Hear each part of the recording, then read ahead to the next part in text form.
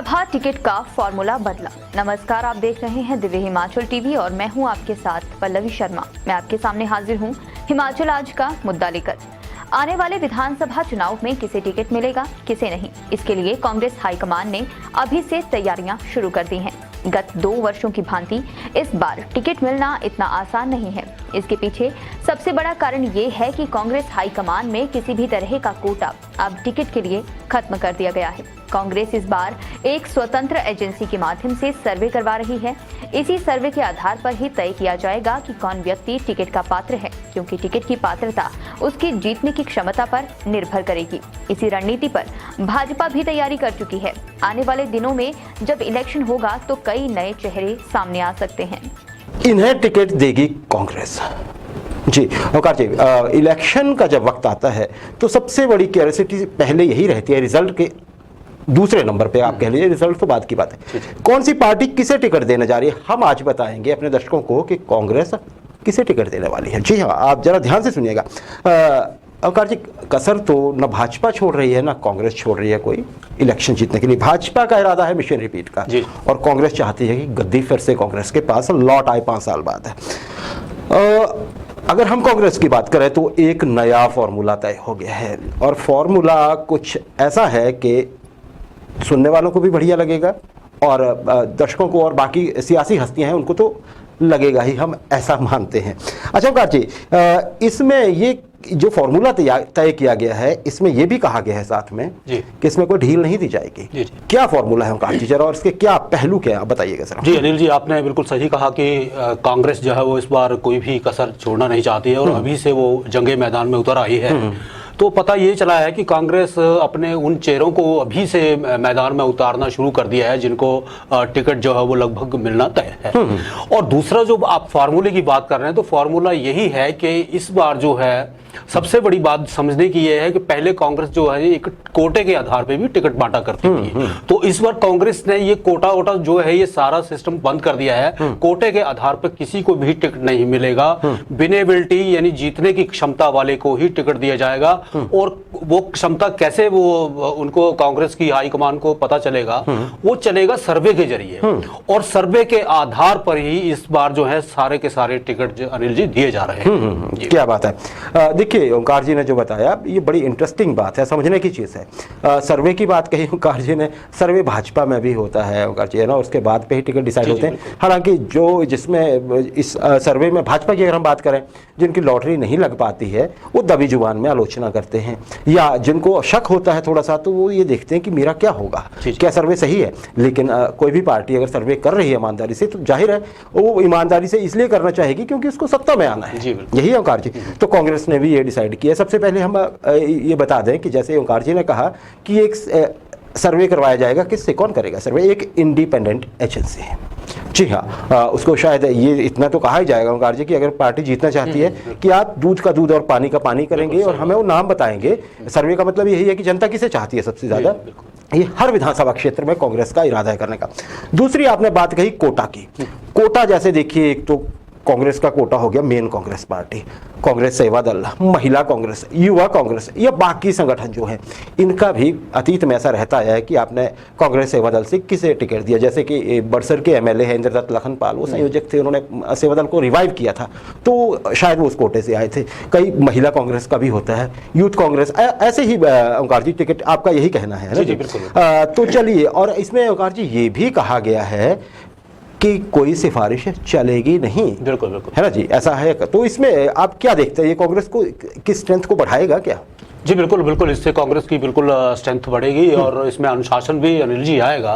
और सबसे बड़ी बात यह है कि कांग्रेस जो है एकजुटता के साथ जो है वो आगे बढ़ेगी। आगे बढ़ने का कारण यही है कि हर आदमी ये चाहता है कि इस बार अगर कोटा नहीं मिलेगा तो हम अपने आप को, अपने जो हमारी छवि है, हम उस छवि को इस तरह से अपने अंतर्मन से प्रस्तुत करें कि हाईकमान तक एक अच्छी और सच्ची और साफ सुथरी तस्वीर जो है वो हमारी वहां तक पहुंच पाए और हम टिकट हासिल करने में जो है वो कामयाब हो सके। हाँ, इसको और जनता के नजरिए से देखें तो देखिए सबसे लोकप्रिय चेहरा कौन है, अगर एजेंसी ऐसा जान पाती है बिना किसी कोटा के, क्योंकि कई तरह के कांग्रेस लीडर होते हैं हर विधानसभा क्षेत्र में, सभी टिकट भी चाहते हैं, अपने अपने उनके अपने अपने आधार होते हैं।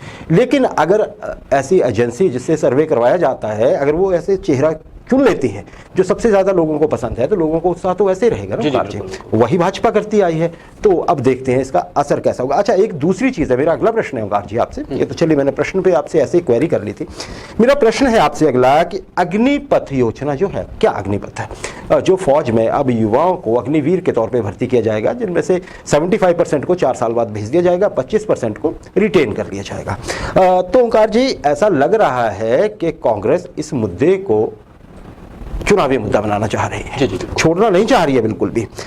आज भी शिमला में तीखे वार हुए, या कल हम ये कहें तीखे वार हुए इस मसले को लेके सरकार के ऊपर। क्या आपके पास इनपुट है और इससे क्या इशारा मिलता है? बिल्कुल अनिल जी, अग्निपथ योजना जो है कांग्रेस के लिए इस बार के चुनाव में एक बहुत बड़ा जो है हथियार के रूप में उसको इस्तेमाल करना चाह रही है। वो अपने यूथ को ये समझाने चाह रही है कि आप 17 से 21 या 22 साल तक जब नौकरी करेंगे 4 साल तक, तो 4 साल के बाद आप रिटायर हो जाएंगे और आपको उस तरह से लाभ नहीं मिलेंगे जिस तरह से पहले फौज में मिला करते थे। तो इस तरह के अपने एक एजेंडे के तौर पे इस अग्निपथ योजना की खामियां जो है वो युवाओं को बताई जा रही हैं, बार बार बताई जा रही हैं, और युवा वर्ग को अपने पाले में लाने के लिए ये कोशिश जो है वो कांग्रेस जो है वो हर रोज कर रही है। पिछले कल की हम बात करें तो युवा कांग्रेस के जो राष्ट्रीय अध्यक्ष हैं बीबी श्रीनिवास, तो उन्होंने भी इस योजना को जो है वो बहुत बड़ी खामी गिनाते हुए कहा कि इस योजना से जो है वो पूरी सुरक्षा व्यवस्था जो है वो बिल्कुल बिगड़ जाएगी। तो इस तरह से यूथ के मन में ये बात बैठाने की जो है कांग्रेस कोशिश। हाँ, देखिए मुद्दे कैसे तय होते हैं कांग्रेस के, तो जैसे मन की मुराद पूरी हो गई है, इसे दो तरह से समझना, एक ही तरह से समझ लेते हैं।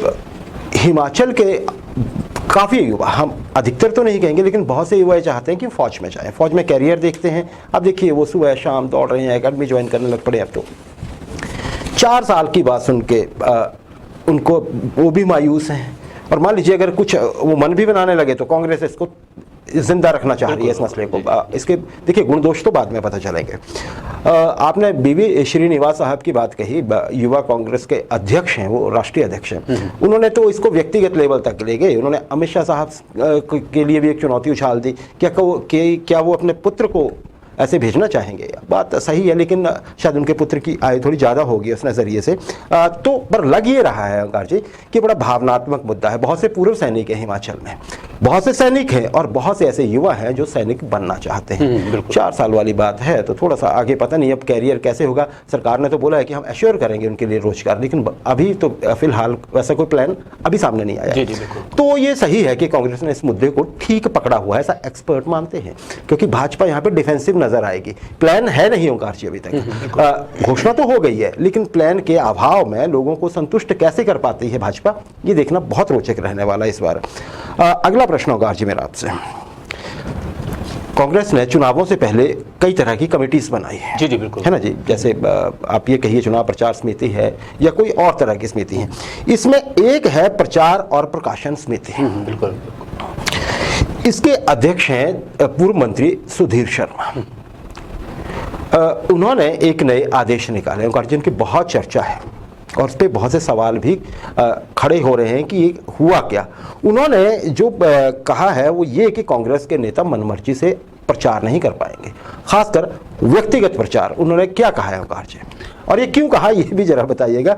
क्या लग रहा है कि ऐसे क्यों कहा होगा उन्होंने? जी बिल्कुल अनिल जी, ये बहुत ही बड़ा गंभीर मसला है कि कांग्रेस जो है वो इलेक्शन सिर पे हैं, और इस दौरान जो है वो कई नेता जो है वो अपने व्यक्तिगत प्रचार प्रसार को जो है वो तरजीह दे रहे हैं। वो अपने बड़े बड़े होर्डिंग्स लगा लेते हैं और अपने क्षेत्र में जो है वो प्रचार कर रहे हैं। तो उसमें क्या होता है कि पूरे अगर आप अपना ही होर्डिंग लगाएंगे, अपना ही उसमें चेहरा दिखाएंगे, तो पूरी कांग्रेस जो है वो उसमें नजर नहीं आती है।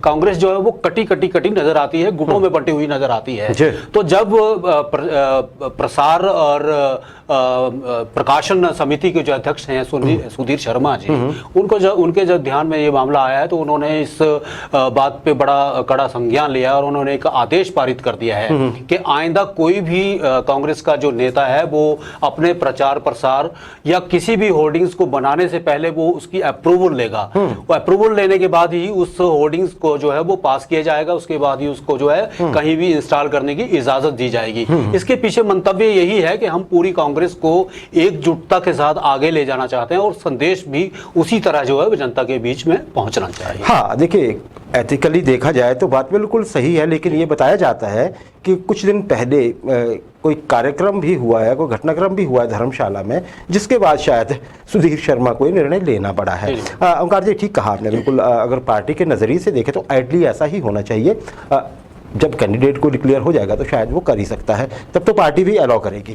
और इसमें एक चीज़ ये भी एक्सपर्ट बताते हैं कि देखिए, अगर आपकी पार्टी केंद्रित या विचारधारा केंद्रित आपकी कैंपेन होगी अपने क्षेत्र में, तो पूरे हिमाचल के लिए मानी जाएगी। जब उसमें कोई ऐसा इंडिविजुअल अकेला, जैसे आपने कट आउट की बात कर दिया, कुछ कह दी, तो किसी क्षेत्र विशेष की ना रह के पूरे हिमाचल की बात उसमें एक तरह से जाहिर होगी। तो एक तरह से पार्टी की हवा बनाने के काम आ सकती है, ऐसा शायद है। अब निर्णय अभी तक हो सकता है इसमें, किंतु परंतु ढूंढे जाएं या इसमें देखा जाए कि क्यों हो रहा है। लेकिन एज अ होल अगर हम देखेंगे तो एक्सपर्ट बता रहे हैं कि ये निर्णय बुरा नहीं है पार्टी की सेहत के लिए। अच्छा जी, अच्छा, भाजपा को लेके ओंकार जी कोई आज इनपुट है कि भाजपा की ओर से क्या चला हुआ है आज? देखिए, भाजपा की अनिल जी आज भी वही जो रूटीन की उनकी गतिविधियां हैं, प्रचार प्रसार है, पार्टी की जितनी भी उपलब्धियां हैं, चाहे वो केंद्र की हों चाहे राज्य सरकार की हों, तो उन उपलब्धियों को लेकर जो है अपने अपने क्षेत्र में नेता लोग डटे हुए हैं। और इनके जो प्रभारी हैं अविनाश राय खन्ना जी, वो उनकी मीटिंगों का दौर जो है वो आज भी कई जगह चलता रहा है। तो इस तरह से कांग्रेस भी जो है अपने पूरे जोर, पूरे दमखम के साथ जो है पूरे हिमाचल में, हिमाचल के कोने कोने में उनके कार्यकर्ता पहुंचे हुए हैं और रूटीन की तरह उनका जो है वो एक एग्रेसिव तौर पे जो है वो कैंपेन चला हुआ है भाजपा। हाँ जी, बिल्कुल सही है। देखिए ओंकार जी, मिशन रिपीट पे जाना है। भाजपा के पास एक फायदा ये है कि वर्तमान सरकार की उपलब्धियां उसकी झोली में हैं, प्लस ये कहने के लिए कि केंद्र का जो डबल इंजन है उसकी भी एक साथ एक जोर इनके साथ है, तो शायद भाजपा कार्यकर्ताओं का उसका इसलिए भी मोराल बूस्ट है। हालांकि चलिए देखते हैं, चुनाव आगे जैसे ही चुनावों के नज़दीक आते हैं तो क्या इसमें गुना भाग और दिखते हैं, लेकिन भाजपा रूटीन जैसे आपने कहा ग्रास रूट पे लगी हुई है। चलिए, अच्छा, एक और बड़ा घटनाक्रम हुआ है ओंकार जी। अच्छा, और घटनाक्रम ये हुआ है कि सरकार ने, हिमाचल प्रदेश सरकार ने जो ऐच्छिक निधि होती है विधायकों की, वार्षिक निधि, उसमें 2 लाख रुपए की बढ़ोतरी कर दी है। क्या मामला है और उससे फायदा क्या होगा? जी बिल्कुल अनिल जी, एक बड़ा अच्छा कदम जो है वो सरकार ने उठाया। हालांकि इसको बहुत पहले भी उठा लिया जाता था और लोग जो है उसमें फ़ायदे में रहते। 10 लाख रुपए जो है वो वार्षिक निधि जो है पंचायती राज काज के लिए विधायकों को दी जाती है। जी। तो उस निधि में पहले 10 था, अब जमा 2 यानी 12 लाख रुपए कर दिए हैं। तो ये 12 लाख रुपए जो है, अभी जो 2 लाख का इजाफा हुआ है, तो इसको भी इस तरह से निर्देश और आदेश दिए गए हैं सरकार की तरफ से कि विधायक जो है अपनी अपनी पंचायतों में इसका जितना भी विकास कार्य हो, अगर कहीं अटके हैं या नए शुरू करने हैं या कहीं भी कोई कुछ भी करना है, कोई विकास का काम करना है, तो इस 2 लाख रुपए की निधि को जो है वहां तुरंत प्रभाव से जो है वो उसका सदुपयोग किया जाए। हाँ, देखिए, इसे ऐसे समझा जा सकता है कि इस ऐच्छिक निधि का प्रयोग विधायक क्या करते हैं पंचायतों में, ग्रामीण क्षेत्रों में कोई जरूरतमंद है, कहीं रास्ता बनना है, किसी बच्चे की पढ़ाई अटकी हुई है, किसी बीमार को मदद चाहिए तुरंत, तो वहां इस्तेमाल होती है। पहले थी 10 लाख रुपए, जैसे आपको ओंकार जी ने बताया, अब हो गई है 12 लाख रुपए। अच्छा, इसमें एक और चीज समझने की है ओंकार जी, इसमें 2 किस्तों में ये दी जाती है। पहली किस्त दी जा चुकी है अप्रैल। जी बिल्कुल। दैट इज कि 10 लाख होती थी तो पहली किस्त में आधा मिल जाता था, 2 किस्तें होती हैं, 5 लाख मिल चुका है। अब 5 लाख और बचा था, लेकिन 2 और जुड़ गया, जी 7 हो गए। अब हो गया 7 लाख। इलेक्शन नजदीक है, बहुत नजदीक है, सरकार से जैसे धन मिलेगा, देखिए इससे 2 तरह के फायदे होने वाले हैं। एक तो जनता को फायदा मिलेगा, 2 लाख रुपए एक्स्ट्रा बटेगा, प्लस ये भी होगा कि विधायकों की भी दरिया दिली की चर्चा हो सकती है। कहीं फायदा तो विधायकों का भी हो सकता है, लेकिन कुल मिलाकर ज्यादा फायदा प्रदेश की जनता का है।